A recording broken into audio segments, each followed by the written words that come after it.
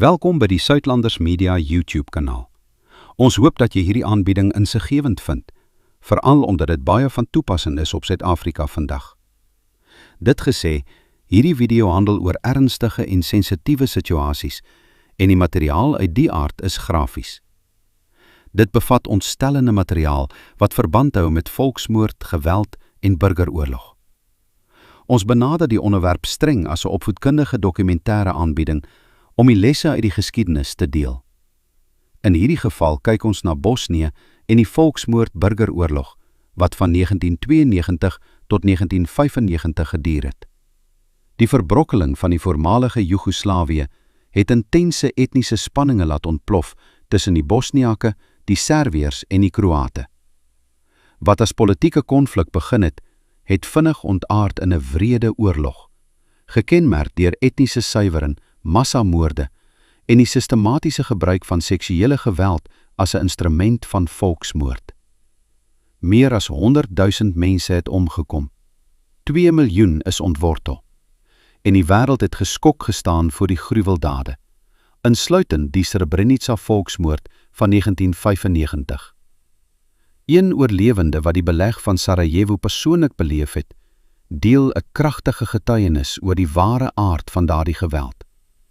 Hierdie getuienis beskryf die wrede en gruwelike werklikheid van die beleg van Sarajevo tydens die Bosniese oorlog. Die moorde was dikwels ver van klinies. Mense is lank gemartel, verneder en geslaan voordat hulle doodgemaak is, met 'n duidelike sadistiese en perverse element.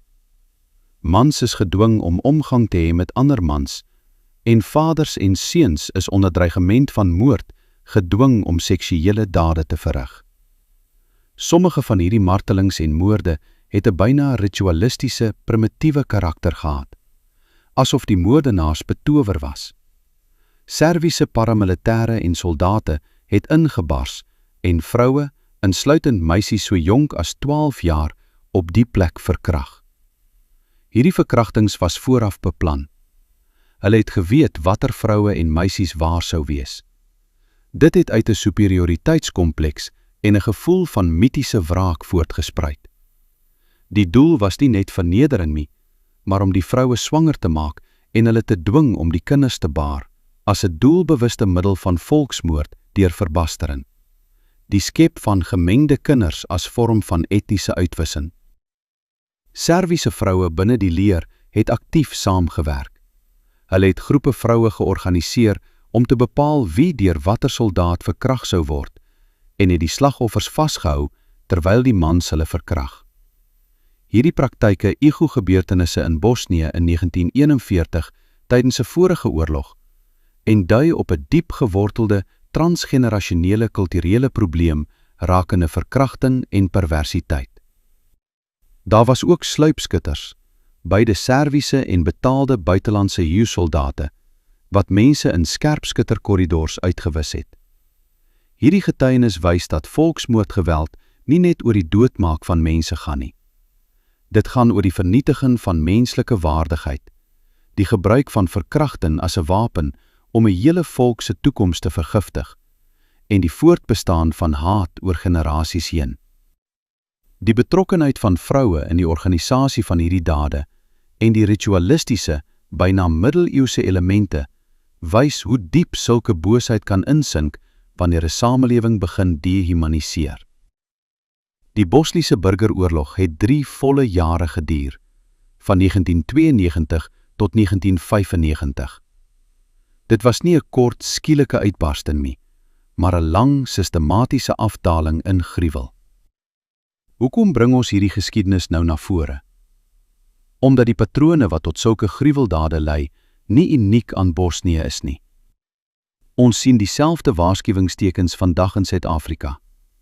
Verontmensliking van sekere groepe, polarisasie tussen perversiële, ons en hulle denke, en die toenemende aanvaarding van geweld as 'n politieke of sosiale instrument is al werklikheid.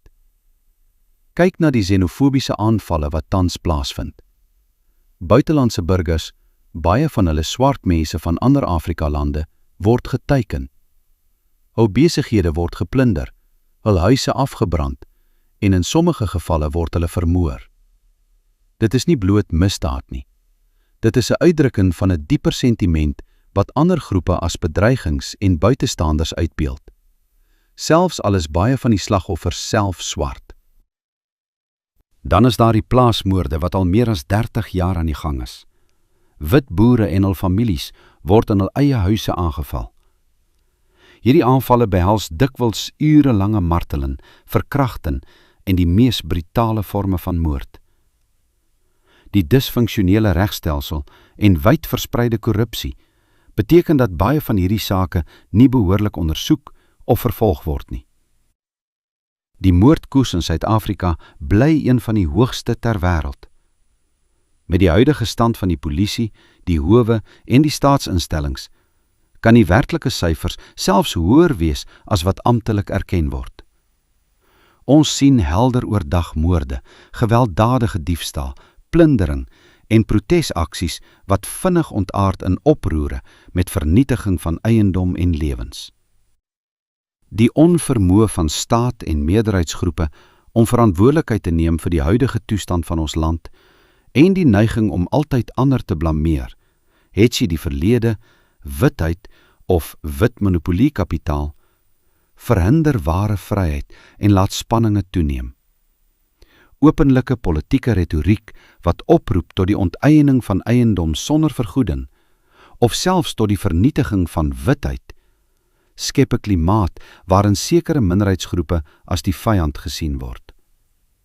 Malema het by geleentheid gesê dat wites in die verlede swart vrouens verkrag het en volgens gerugte dat hulle dieselfde gaan doen met wit vrouens.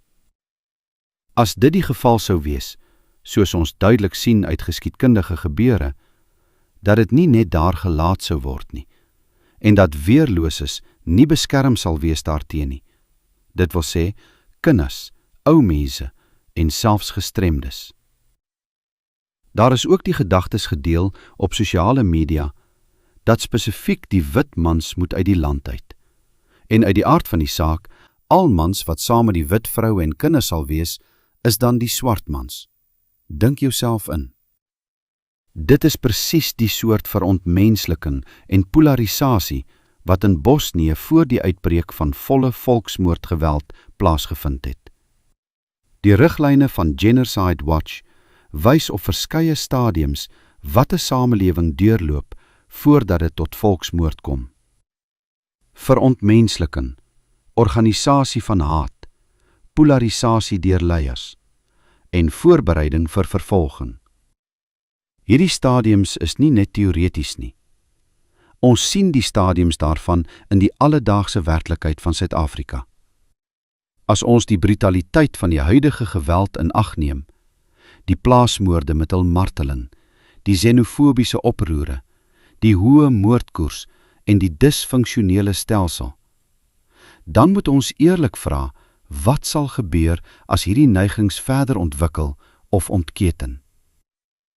Dit is ook baie goed geken dat Afrikane glo baie sterk in hulle voorvaders en rituele. Selfs in meneer Miller se onlangse video, waar hulle op is na die berge om ritualistiese voorbereidings te doen, sien ons die tendens al hoe meer.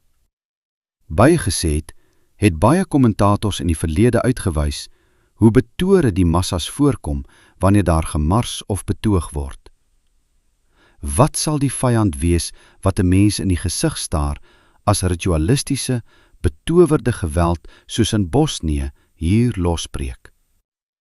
Dit sal nie net 'n kliniese, georganiseerde vyand wees nie. Dit sal 'n vyand wees gedryf deur haat, perversiteit, superioriteitskomplekse en 'n behoefte om te verneder en te vernietig. Moontlik selfs met 'n gevoel van historiese of mitiese regverdiging. Dit is waarom dit so belangrik is vir mense in Suid-Afrika, veral diegene in minderheidsgroepe, om wakker te word. Die skrif is aan die muur. Die lesse uit Bosnië is nie net historiese feite nie, dit is 'n waarskuwing. Neem 'n oomblik om daaroor na te dink. Die Bosniese volksmoord burgeroorlog het 3 jaar geduur. 3 jaar van intense, wrede en dikwels perverse geweld wat die hele samelewing verskeur het. Dink aan wat 3 jaar van sulke chaos in 'n land soos Suid-Afrika sou beteken, met sy huidige vlakke van disfunksie en spanning. Veral as dit die vorm aanneem wat vanuit die Bybel in Joël 2 beskryf word, waar 'n magtige, allesverterende mag oordeel en verwoesting bring. Ten slotte, ons wens dat die skille van die mense se oë sal afval, sodat hulle kan sien wat werklik aan die gang is. Ons wil die tekens uit die historiese aanloop tot die mees afgryslike gebeurtenisse in die moderne geskiedenis belig. Dit is dieselfde tekens wat ons vandag in Suid-Afrika in die gesig staar. Wie ook al die slagoffers daarvan mag wees, ons almal moet die waarheid onder oë sien en uit die geskiedenis leer voordat dit te laat is. Sluit aan by die Suidlanders, word deel van 'n noodplan, geskep met al hierdie dinge in ag, sowel waar ons krag en verlossing vandaan kom, ons almagtige Vader, die skepper van hemel en aarde. Voor ek afsluit, wil ek graag hierdie verse uit die Bybel met u deel, wat as bevestiging gekom het vanuit 'n stand van worsteling met hierdie ontstellende onderwerp. Jesaja 35, vers 1 tot 10. Die opskrif lees: Grootheid en heerlikheid van die regering van die Messias. Die woestyn en die dorland sal bly wees, en die wildernis sal juig en bloei soos 'n narsin. Hy sal in volle bloei staan, hy sal juig en sin. Hy sal die pragt van die Libanon hê, die skoonheid van Karmel en Saron. Israel sal die mag van die Here sien, die koninklike mag van ons God. Versterk die slaphande en maak die struikelende knieë vas. Sê aan die wat ververd is van hart, wees sterk, wees nie bevrees nie. Kyk, julle God kom met wraak, met goddelike vergelding. Hy self sal kom en julle verlos. Dan sal die oë van die blindes geopen en die ore van die dowes ontsluit word. Dan sal die lamme spring soos 'n takbok en die tong van die stomme sal jubel. Want in die woestyn breek waters uit en strome in die wildernis. En die gloeiende grond sal 'n waterplas word en die dorsland fonteine van water. In die plek van die jakkalse waar hulle gelê en rus het, is gras met riete en bissies. En daar sal 'n groot pad wees en 'n weg wat die heilige weg genoem sal word. Geen onreine sal daarop voortrek nie, maar vir hulle sal dit wees wie die weg bewandel. Selfs die dwaase sal nie dwaal nie. Daar sal geen leeu wees nie, en geen verskeurende dier sal daarop kom of daar aangetref word nie. Maar die verloste sal daarop wandel. En die losgekooptes van die Here sal teruggaan en na Sion kom met gejubel. En ewige vreugde sal op hulle hoof wees. Vreugde en blydskap sal hulle verkry, maar kommer en gesug vlug weg. Tot daar gelees. Onthou wie Vader is, glo in hom en op hom ten alle tye, en wees geseën daardeur. Dankie dat jy saam met ons hierdie moeilike maar noodsaaklike onderwerp bespreek het. Bly ingeskakel vir meer opvoedkundige inhoud van Suidlanders Media.